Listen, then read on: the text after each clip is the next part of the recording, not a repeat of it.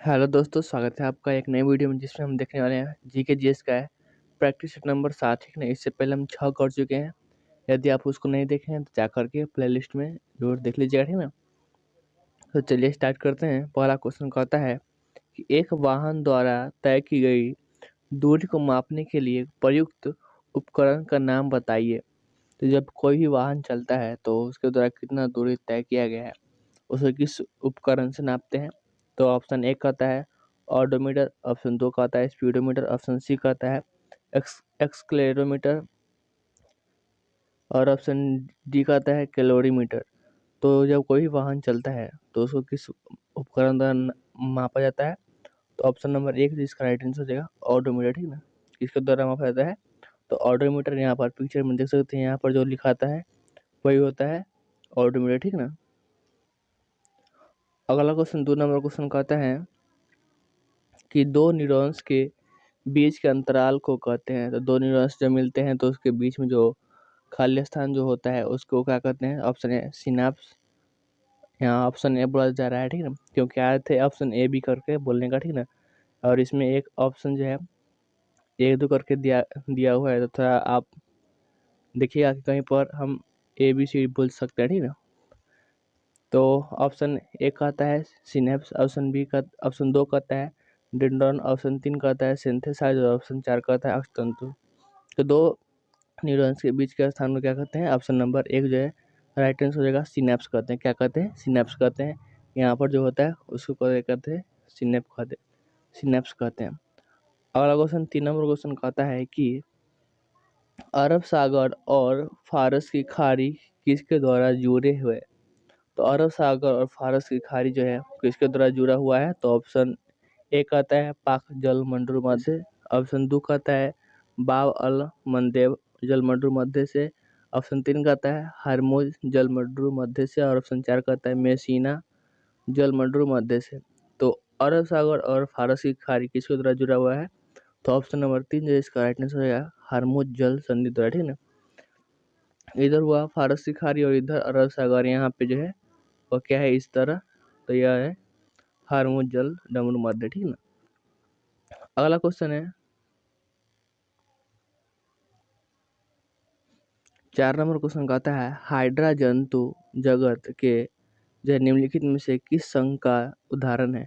तो हाइड्रा जंतु जगत किस संघ का उदाहरण है। तो ऑप्शन ए कहता है प्लेटी हेलमेंथीज, ऑप्शन 2 कहता है नीमे नीमेटोडा और ऑप्शन 3 कहता है सिलेंट्रेटा और ऑप्शन 4 कहता है पोरीफेरा। तो हाइड्रा जो है किसका उदाहरण है। तो ऑप्शन नंबर सी जो है राइट आंसर हो जाएगा सिलेंट्रेटा। ठीक ना, किसका उदाहरण है तो सिलेंट्रेटा का उदाहरण है। अगला क्वेश्चन है 5 नंबर क्वेश्चन कहता है कि निम्नलिखित में से कौन सा भारत में मेघालय का प्रसिद्ध फसल उत्सव है। तो भारत का जो है फसल उत्सव कौन सा है। ऑप्शन ए कहता है चप चप चारकोट उत्सव, ऑप्शन 2 कहता है सनबर्न उत्सव, ऑप्शन 3 कहता है हॉर्नबिल उत्सव और ऑप्शन डी कहता है नोंग क्रेम उत्सव। तो मेघालय का जो है प्रसिद्ध इसमें से जो है फसल उत्सव कौन सा है। ऑप्शन नंबर 4 जो है राइट आंसर हो जाएगा नोंग क्रेम। ठीक है ना, कौन है नोंग क्रेम। जब चारकोट कहाँ का है तो मिजोरम का है। सनबर्न कहाँ का है तो यह जो है गोवा का उत्सव है। और हॉर्नबिल उत्सव कहाँ का है तो यह नागालैंड का उत्सव है। ठीक है ना, इस सबको ध्यान में रखिएगा, काफी इम्पोर्टेंट है। अगला क्वेश्चन 6 नंबर क्वेश्चन कहता है कि उस्ताद अली खान एक प्रसिद्ध भारतीय संगीतकार संगीत वाद्य यंत्र से संबंधित है। तो उस्ताद अलाउद्दीन खान किससे संबंधित है। ऑप्शन है सूरबहार से, ऑप्शन 2 कहता है सरोद से, ऑप्शन 3 कहता है संतूर से और ऑप्शन 4 कहता है सितार से। तो उस्ताद अलाउद्दीन खान का संबंध किससे है। ऑप्शन नंबर 2 जो है इसका राइट आंसर हो जाएगा किससे है तो सरोद से है। किससे है तो सरोद से है। अगला क्वेश्चन है 7 नंबर क्वेश्चन कहता है हाइडे स्पीच जिसको झेलम नदी को जो है हाइडे स्पीच के नाम से भी जानते हैं के जो है युद्ध में किन दो राजाओं ने लड़ाई लड़ी। तो हाइडे स्पीच का युद्ध जो है किस दो राजा के बीच का हुआ। दो राजाओं के बीच में हुई थी? तो ऑप्शन ए कहता है चंद्रगुप्त और धनानंद, ऑप्शन 2 कहता है अशोक और महापद्मनाभ, और ऑप्शन 3 कहता है मिहिरकुल और यशोधर्मन, और 4 कहता है सिकंदर और पोरस के बीच। तो हाइडेस्पीड यानी झेलम झेलम जो युद्ध है वो किन दो राजा के बीच हुआ था? तो ऑप्शन नंबर 4 जो इसका राइट आंसर हो जाएगा सिकंदर और पोरस के बीच हुआ था। किसके बीच हुआ था? तो सिकंदर और पोरस के बीच हुआ था। अगला क्वेश्चन है 8 नंबर क्वेश्चन कहता है कि निम्नलिखित में से किसने 1266 से 1287 के बीच भारत पर शासन किया? तो इसमें से जो है कौन सा शासक है जो 1266 से 1287 तक उसका शासन कर रहा है? तो ऑप्शन 1 कहता है कुतुबुद्दीन ऐबक, ऑप्शन 2 कहता है आराम शाह, ऑप्शन 3 कहता है शम्स उद दीन इल्तुतमिश, और ऑप्शन 4 कहता है गयासुद्दीन बलबन। तो 1266 से 1287 तक इसका शासन कर रहा है। तो ऑप्शन नंबर 4 जो राइट आंसर है गयासुद्दीन बलबन का, ठीक ना। किसका रहा है? तो गयासुद्दीन बलबन का रहा है। अगला क्वेश्चन 9 नंबर क्वेश्चन कहता है कि किस वर्ष महात्मा गांधी ने किसानों के समर्थन में गुजरात के खेड़ा जिले में सत्याग्रह किया? यानी खेड़ा सत्याग्रह कब किया गया था? तो ऑप्शन ए कहता है 1906, ऑप्शन 2 कहता है 1920, ऑप्शन 3 कहता है 1919, और ऑप्शन 4 कहता है 1918। तो खेड़ा सत्याग्रह कब हुआ था? तो ऑप्शन नंबर 4 जो है राइट आंसर हो जाएगा 1918 में हुआ था, ठीक ना। खेड़ा सत्याग्रह कहाँ हुआ था? तो गुजरात में हुआ था। कब हुआ था? तो 1918। अगला क्वेश्चन 10 नंबर क्वेश्चन कहता है स्वामी विवेकानंद ने 1893 में विश्व धर्म सम्मेलन में भाग कहाँ लिया? तो 1800 जो है 93 में विश्व धर्म सम्मेलन में स्वामी विवेकानंद कहाँ भाग लिए थे? ऑप्शन 1 कहता है लंदन, ऑप्शन 2 कहता है न्यूयॉर्क, ऑप्शन 3 कहता है टोक्यो, और ऑप्शन 4 कहता है शिकागो। तो कहाँ भाग लिए थे? शिकागो में लिए थे, ठीक ना। कहाँ लिए थे? तो शिकागो में। और कब कब लिए थे? तो 1893 में। और कौन सा सम्मेलन था? तो विश्व धर्म सम्मेलन। इसको ध्यान में रखिएगा। अगला क्वेश्चन 11 नंबर क्वेश्चन कहता है कि प्रसिद्ध भारतीय स्वतंत्र सेनानियों में से एक लोकमान्य बाल गंगाधर तिलक समाचार पत्र के संस्थापक भी थे। मतलब कौन से समाचार पत्र के संस्थापक थे? कौन? तो बाल गंगाधर तिलक को जो है अन्य नाम क्या है? तो लोकमान्य, ठीक है। इसको ध्यान में रखिएगा। तो उनका कौन सा जो है समाचार पत्र है? ऑप्शन 1 कहता है मराठा और केसरी, ऑप्शन 2 कहता है अंग्रेजी साप्ताहिक, ऑप्शन 3 कहता है अमृत बाजार पत्रिका, और ऑप्शन 4 कहता है मराठी साप्ताहिक। तो बाल गंगाधर तिलक के जो है समाचार पत्र का क्या नाम है? तो ऑप्शन नंबर 1 जो राइट आंसर हो जाएगा मराठा और केसरी। क्या है? तो मराठा और। अगला क्वेश्चन 12 नंबर क्वेश्चन कहता है कौन सा दर्रा कुल्लू घाटी को जो है भारत के हिमाचल प्रदेश के लाहौल और स्पीति घाटियों को जोड़ता है? तो कुल्लू घाटी को जो है लाहौल और स्पीति घाटियों से जोड़ता कौन है? ऑप्शन 1 कहता है बनिहाल दर्रा, ऑप्शन 2 कहता है थमरासेरी दर्रा, और ऑप्शन 3 कहता है रोहतांग दर्रा, और ऑप्शन 4 कहता है लिपू लेख दर्रा। तो हिमाचल प्रदेश में कौन सा दर्रा है? तो ऑप्शन नंबर 3 रोहतांग दर्रा जो है कुल्लू घाटी को जो है लाहौल और स्पीति घाटियों से जोड़ता है, ठीक ना। तो ऑप्शन नंबर 3 इसका राइट आंसर हो जाएगा। अगला क्वेश्चन है 13 नंबर क्वेश्चन कहता है कि कौन सी नदी तिब्बत में मानसरोवर झील के पास से निकलती है? तो यह चारों में कौन सा नदी जो है तिब्बत में मानसरोवर झील के पास से निकलती है? तो ऑप्शन है गंगा, ऑप्शन 1 कहता है गंगा, ऑप्शन 2 कहता है ब्रह्मपुत्र, ऑप्शन 3 कहता है कावेरी, ऑप्शन 4 कहता है व्यास। तो तिब्बत के मानसरोवर से कौन सा झील निकलता है, बोले कौन सा नदी निकलता है? तो ऑप्शन नंबर 2 जो है इसका राइट आंसर हो जाएगा ब्रह्मपुत्र नदी जो है तिब्बत में जो है मानसरोवर झील के पास से निकलती, ठीक ना। अगला क्वेश्चन 14 नंबर क्वेश्चन कहता है कि वेम्पति चिन्ना सत्यम को जो है 1998 में पद्म भूषण से सम्मानित किया गया था, वह एक नर्तक है। यानी वेम्पति जो है चिन्ना सत्यम का संबंध किस जो है नृत्य से option A Kuchipudi, option B है कथक, ऑप्शन 2 है कथक, ऑप्शन 3 कहता है मणिपुरी और ऑप्शन 4 कहता है कथकली। तो वेम्पति चिन्ना सत्यम का संबंध किससे है? ऑप्शन नंबर 1 जो है इसका राइट आंसर हो जाएगा कुचिपुड़ी से, ठीक ना। किससे है? तो कुचिपुड़ी से। और इनको जो है कब जो है पद्म भूषण मिला था? तो 1998 में, इसको ध्यान रखिएगा, ठीक ना। आगे है 15 नंबर क्वेश्चन कहता है कि तंजौर के राजराजेश्वर मंदिर का निर्माण किसके द्वारा कराया गया था? तो राजराजेश्वर मंदिर पहले कहाँ है? तो यह तंजौर में है।